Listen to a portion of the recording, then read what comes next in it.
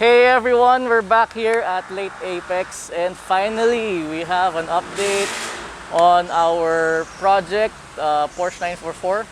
So let's check it out.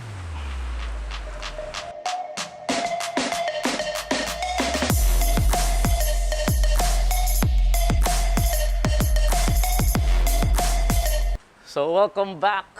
We're back. We're back with another video. And here it is. Hashtag Drogon, Porzilla, Nismo 944, whatever you want to call it. But we're done with the paint part. And a quick background. So we started this project as a barn find project. We got the car without an engine. And we decided to revive it, but with a more reliable heart. So now we have here the Nissan RB25 DET engine that came from an R34 GTT rear-wheel drive. So for the entire drivetrain, suspension, chassis components, we're now using Nissan parts. So during our last episode, we mentioned that we needed a new windshield because the previous one was cracked. And luckily, the guys at Aguila Auto Glass was able to find me one. And now they're delivering it here. They're here outside. And they're also gonna install it. So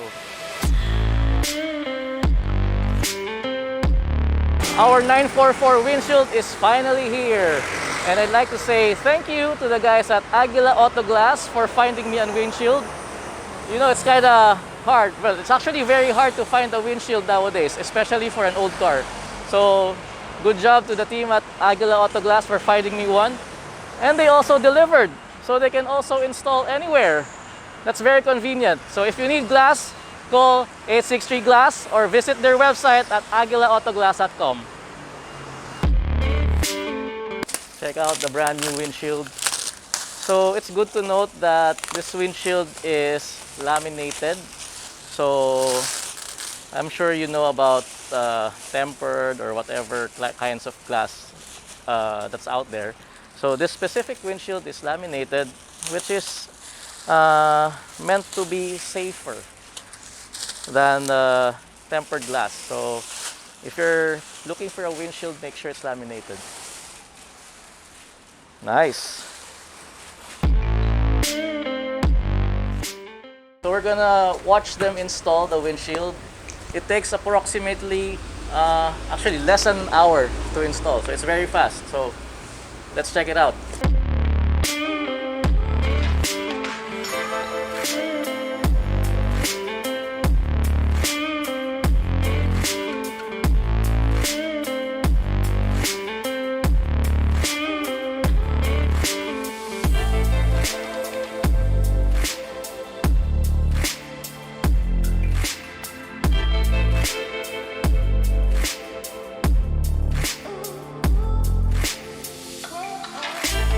Wow, so it's finally done. Carbon Lodi. Joke lang. So yeah, it was very fast. The install is very seamless and of course very professionally done.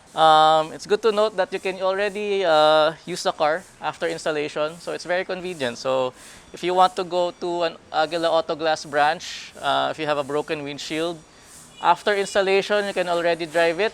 Just make sure not to wash it under heavy pressure for 2 days, but you can already drive it. So yeah, thanks again to Aguila Auto Glass, and don't forget to follow their social media channels here. Be sure to also find their logo, which is the red eagle. So if it's a red eagle, that's Aguila Auto Glass.